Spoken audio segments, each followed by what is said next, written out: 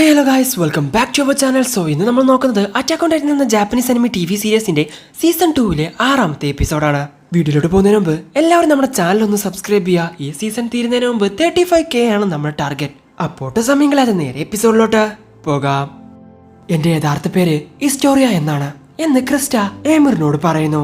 So പതിയെ ഏമിർ കണ്ണടച്ച് അവിടെ കിടക്കുന്നു. പിന്നീട് നമ്മൾ കാണുന്നത് മതിലിന് പുറത്തുള്ള പരിക്കേറ്റ നമ്മുടെ ഏമിറിനെ മതിലിന്റെ മുകളിലോട്ട് വലിച്ചു കയറ്റുന്നതാണ്. അവളുടെ കയ്യും കാലും നഷ്ടപ്പെട്ടിട്ടുണ്ട്.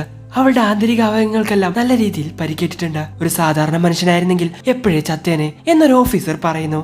ഇത് കേട്ട് എറിന അവളെ തന്നെ നോക്കി നിൽക്കുവാണ്. ഇതേ സമയം തന്നെ റെയ്നറിനെ ഒരു ഓഫീസർ അതിന്റെ മുകളിലോട്ട് വലിച്ചു കയറ്റുന്നു.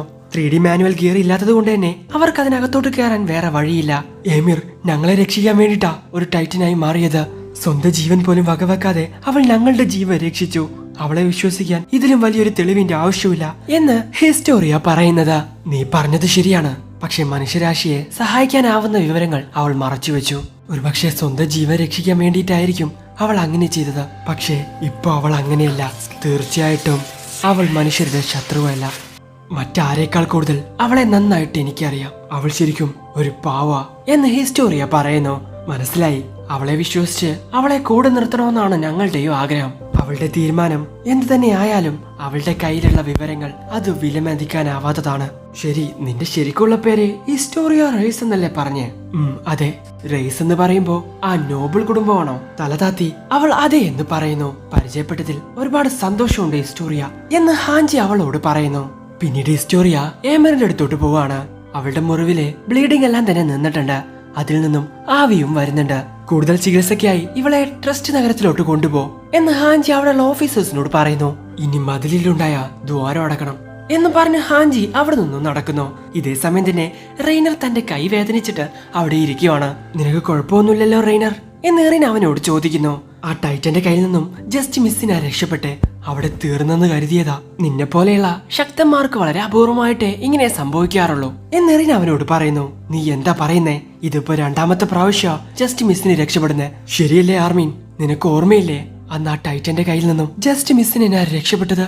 അപ്പോഴാണ് ആർമിന് ആ കാര്യം ഓർമ്മ വരുന്നത്. പണ്ട് ആനിയുടെ കയ്യിൽ നിന്നും ജസ്റ്റ് മിസ്സിനാണ് റെയ്നർ രക്ഷപ്പെട്ടത്. ഇങ്ങനെ പോയാ മിക്കവാറും കണ്ണടച്ച് തുറക്കുന്നതിനുള്ളിൽ ഞാൻ തീരും.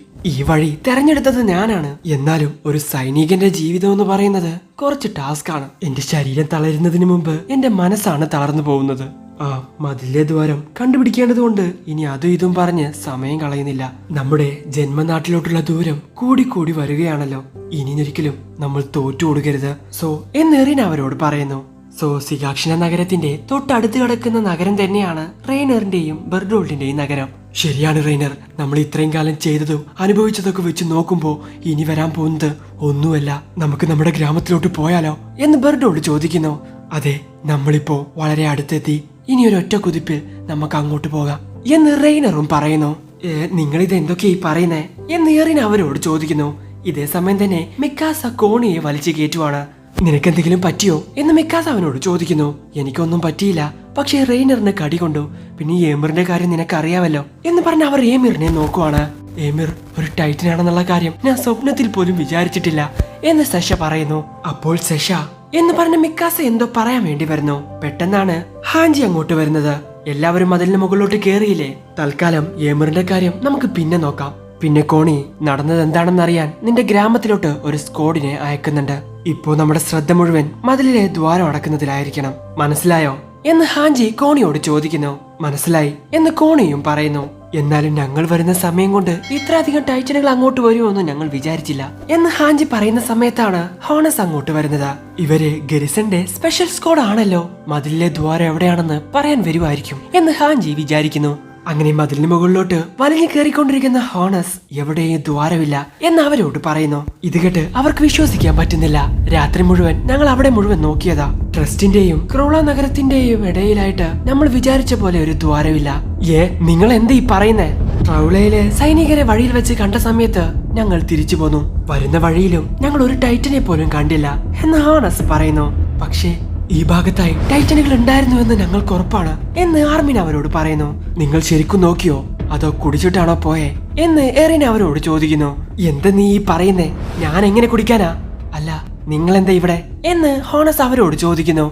മതിലിൽ ദ്വാരമൊന്നും ഇല്ലെങ്കിൽ നമുക്കൊന്നും ചെയ്യാനില്ല, തൽക്കാലം നമുക്ക് ട്രസ്റ്റിലോട്ട് തന്നെ തിരിച്ചു പോവാം എന്ന് പറഞ്ഞ് ഹാൻജി അവിടെ നിന്ന് പുറപ്പെടുന്നു.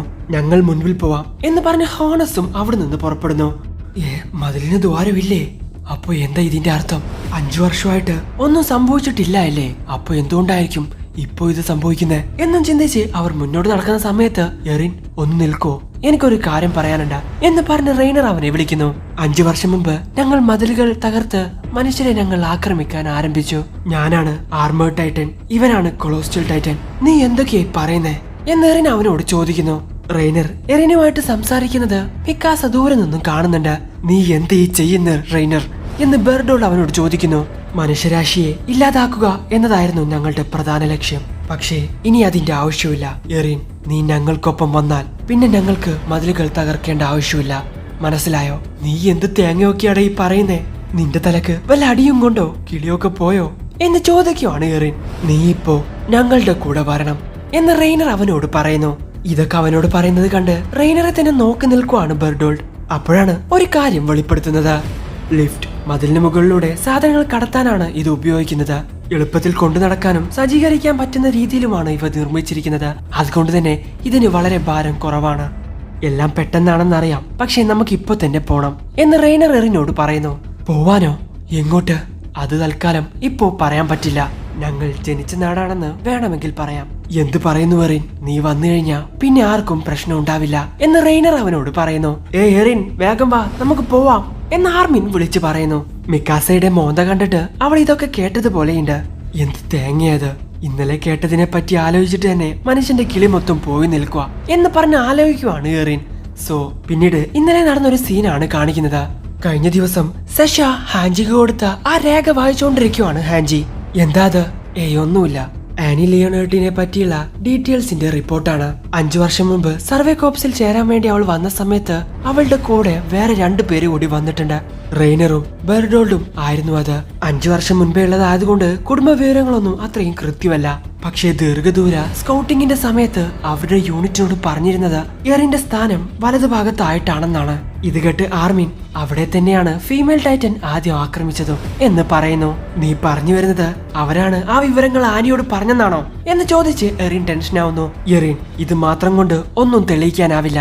പരിശീലന സമയത്ത് അവർ 3 പേരും മാറി നിന്ന് സംസാരിക്കുന്നതോ ഒരുമിച്ചിരിക്കുന്നതോ നിങ്ങൾ കണ്ടിരുന്നോ എന്ന് ഹാൻജി അവരോട് ചോദിക്കുന്നു. ബെർഡോൾഡും റെയ്നറും എപ്പോഴും ഒരുമിച്ചാണ് ഉണ്ടാവാറ്. ആനി അവരോട് സംസാരിക്കുന്നത് ഞാൻ കണ്ടിട്ടില്ല. മാത്രമല്ല അവർ തമ്മിൽ യാതൊരു ബന്ധമുള്ളതായിട്ടും ഞാൻ കണ്ടിട്ടില്ല. ഈ ബെർഡോൾഡ് ഞങ്ങളോട് അധികം സംസാരിക്കാറൊന്നുമില്ല.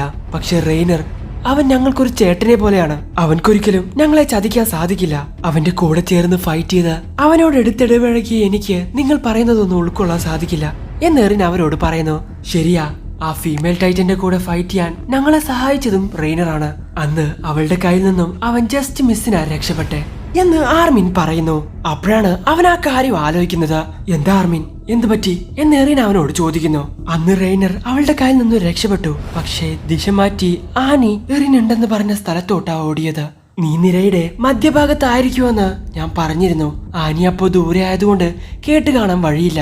അത് മാത്രമല്ല, ആനിയുടെ കയ്യിൽ നിന്നും റെയ്നർ രക്ഷപ്പെട്ട സമയത്ത് അവൾ അവളുടെ കയ്യിലോട്ട് തന്നെ നോക്കുന്നുണ്ടായിരുന്നു. ഒരുപക്ഷെ നീ എവിടെയാണ് നിൽക്കുന്നതെന്ന് അവന്റെ സോഡ് ഉപയോഗിച്ച് അവളുടെ കയ്യിൽ വരച്ചു കൊടുത്തു കാണുമോ എന്ന് ആർമിൻ ചോദിക്കുന്നു. ഇത് കേട്ട് എല്ലാവരും ഞെട്ടുവാണ്. അങ്ങനെ നടക്കാനും സാധ്യതയുണ്ട്. ശരി, അതെന്തെങ്കിലും ആവട്ടെ. ഇനി അവരെ 2 പേരെയും കണ്ടു കഴിഞ്ഞാൽ നമ്മൾ അവരെ സംശയിക്കുന്നുണ്ടെന്ന് അവർക്കൊരിക്കലും തോന്നാൻ പാടില്ല. ഇതിന്റെ പുറകിൽ അവരാണെങ്കിലും അല്ലെങ്കിലും ചോദ്യം ചെയ്യാനായിട്ട് അവരെ അണ്ടർഗ്രൗണ്ടിലോട്ട് കൊണ്ടുവരണം, മനസ്സിലായോ എന്ന് ഹാൻജി ചോദിക്കുന്നു. മനസ്സിലായെന്ന് എല്ലാവരും പറയുന്നു. അതിനുശേഷമാണ് അവർ ആ തകർന്ന കോട്ടയിലോട്ട് പുറപ്പെട്ടത്. സത്യത്തിൽ നിനക്കെന്തോ കാര്യമായിട്ട് പറ്റിയിട്ടുണ്ട്. ഒരു ടൈറ്റന്റെ കയ്യിൽ നിന്നും ജസ്റ്റ് മിസ്സിന് രക്ഷപ്പെട്ടു വന്നതല്ലേ, അതുകൊണ്ട് തന്നെ ഇങ്ങനെയൊക്കെ സംസാരിക്കാൻ സാധ്യതയുണ്ട്. മനുഷ്യരാശിയെ നശിപ്പിക്കാൻ ശ്രമിക്കുന്ന ആർമേർഡ് ടൈറ്റൻ ശരിക്കും നീയാണെങ്കിൽ അതൊക്കെ എന്തിനു നീ എന്നോട് പറയണം? നീ എന്താ വിചാരിച്ചേ? ഇതൊക്കെ പറഞ്ഞ് ഞാൻ കേട്ടുകഴിഞ്ഞാ ശരി വാ നമുക്ക് പോവാം എന്ന് പറഞ്ഞ് ഞാൻ നിന്റെ കൂടെ വരുമെന്നോ എന്ന് എറിൻ അവനോട് ചോദിക്കുന്നു. ശരിയാ, എനിക്കെന്തോ പറ്റിയിട്ടുണ്ട്. എന്റെ സമനില തെറ്റിയോ? ഞാനെന്താ ഇങ്ങനെയൊക്കെ പെരുമാറുന്നേ എന്ന് റെയ്നർ അവനോട് തന്നെ പറഞ്ഞുകൊണ്ടിരിക്കുകയാണ്. ശരി വാ നമുക്ക് പോവാം എന്ന് പറഞ്ഞ് എറിൻ അവരെ വിളിക്കുന്നു. പെട്ടെന്നാണ് വളരെ ശക്തിയിൽ ഒരു കാറ്റ് അങ്ങോട്ട് വീശുന്നത്. അവിടെ ഉണ്ടായിരുന്ന ഒരു ചുവന്ന കൊടി ഒടിഞ്ഞ് താഴെ വീഴുന്നു. അതിന്റെ ശബ്ദം കേട്ട് എല്ലാവരും തിരിഞ്ഞു നോക്കുന്നു. അത് തന്നെ മനസ്സിലായി. ഞാനിവിടെ വന്നിട്ട് ഒരുപാട് നാളായി. ഒന്നും അറിയാത്ത മണ്ടന്മാരോടൊപ്പം നീണ്ട 3 വർഷം ഞങ്ങൾ വെറും കുട്ടികളായിരുന്നു. ഞങ്ങൾക്കൊന്നും അറിയില്ലായിരുന്നു. നിങ്ങളെപ്പോലെയുള്ളവർ ഇവിടെ ഉണ്ടെന്ന് അറിഞ്ഞിരുന്നെങ്കിൽ ഞാൻ ഒരിക്കലും ഇങ്ങനെ ഒരു നെറികെട്ടവനായി മാറില്ലായിരുന്നു. ഇപ്പോ ഒരുപാട് വൈകിപ്പോയി. ഇനി എന്താണ് ശരിയെന്ന് എനിക്കറിയില്ല. ഇനി എന്റെ മുന്നിലുള്ള ഒരേ ഒരു വഴി ഞാൻ ഇത്രയും കാലം ചെയ്തതൊന്നും ഒരിക്കലും വെറുതെ ആവാതെ നോക്കുന്നതാണ്. ഒരു യോദ്ധാവെന്ന നിലയിൽ എന്റെ കടമ നിറവേറ്റാൻ മരണം വരെ പോരാടണം. റെയ്നർ, നീ അത് ചെയ്യാൻ തന്നെ തീരുമാനിച്ചോ? അതും ഇപ്പോ ഇവിടെ വെച്ച് എന്ന് ബെർഡോൾഡ് അവനോട് ചോദിക്കുന്നു. അതെ, ഇപ്പോ ഇവിടെ വെച്ച് അതിനൊരു തീരുമാനം ഉണ്ടാക്കണം എന്ന് പറഞ്ഞ് റെയ്നർ എറിന്റെ അടുത്തോട്ട് വരുവാണ്. പെട്ടെന്ന് തന്നെ മിക്കാസ തന്റെ സ്വോർഡ് എടുത്ത് റെയ്നറിനെ കൊല്ലാൻ വേണ്ടി വരുന്നു. റെയ്നറിനെയും ബെർഡോൾഡിനെയും അങ്ങ് വെട്ടുന്നു. താഴെ കടന്ന് വേദന കൊണ്ട് പുളയുന്ന ബെർഡോൾഡിനെ കൊല്ലാൻ മിക്കാസ ശ്രമിക്കുന്നു. പെട്ടെന്ന് തന്നെ റെയ്നർ വന്ന് അവളെ അവിടെ നിന്നും തട്ടി മാറ്റുന്നു. ബെർഡോൾഡ് എന്ന് റെയ്നർ അവരെ വിളിക്കുന്നു. ഇതേ സമയമാണ് അവർക്ക് ചുറ്റും എന്തൊക്കെയോ സംഭവിക്കുന്നത്. ആകാശത്തു നിന്നും ഒരു ഇടിമിന്നൽ അവരുടെ അടുത്തോട്ട് വരുന്നു. വളരെ വലിയൊരു കാറ്റ് അവിടെ വീശുന്നു. എല്ലാ സോൾജേഴ്സും അവിടെ നിന്നും പറന്നു പോവാണ്. പെട്ടെന്നതാ ആർമർ ടൈറ്റനായിട്ട് മാറിയ റെയ്നർ എറിനെ പിടിക്കുന്നു. ഇതിനോടകം തന്നെ കൊളോസ്റ്റൽ ടൈറ്റനായിട്ട് മാറിയ ബെർഡോൾഡ് ഏമറിനെ എടുക്കുന്നു. എറിനെയും കയ്യിൽ പിടിച്ചുകൊണ്ട് ആർമർ ടൈറ്റൻ മതിലിന് പുറത്തോട്ട് ചാടുന്നു. എനിക്ക് ഇഷ്ടമുള്ള എന്റെ ജന്മനാട്ടിലോട്ട് എനിക്ക് പോണം. ആ ലക്ഷ്യമാണ് എന്നെ മുന്നോട്ട് കൊണ്ടുപോകുന്നത് എന്ന് റെയ്നർ പണ്ട് പറഞ്ഞ കാര്യം എറിൻ ആലോചിക്കുന്നു. അവരുടെ കൂടെ ഒരുപാട് ടൈം സ്പെൻഡ് ചെയ്തതൊക്കെ അവൻ ആലോചിക്കുന്നു. ബെർഡോൾഡ്, റെയ്നർ, ചതിയന്മാരെ എന്നും പറഞ്ഞ് എറിൻ ഒരു ടൈറ്റനായി മാറുന്നു. സോ അവിടെ വെച്ച് ഈ എപ്പിസോഡ് അവസാനിക്കുന്നു. സോ എന്തായാലും നിങ്ങൾക്ക് ഇവിടെ ഇഷ്ടപ്പെടുന്ന ലൈക്ക് ചെയ്യുക, ഷെയർ ചെയ്യുക, സബ്സ്ക്രൈബ് ചെയ്യുക, അത്രത്തുള്ള ബെൽ ഐക്കൺ എനേബിൾ ചെയ്യുക. അടുത്ത എപ്പിസോഡ് അടുത്ത ദിവസം വരാതെ. ബൈ.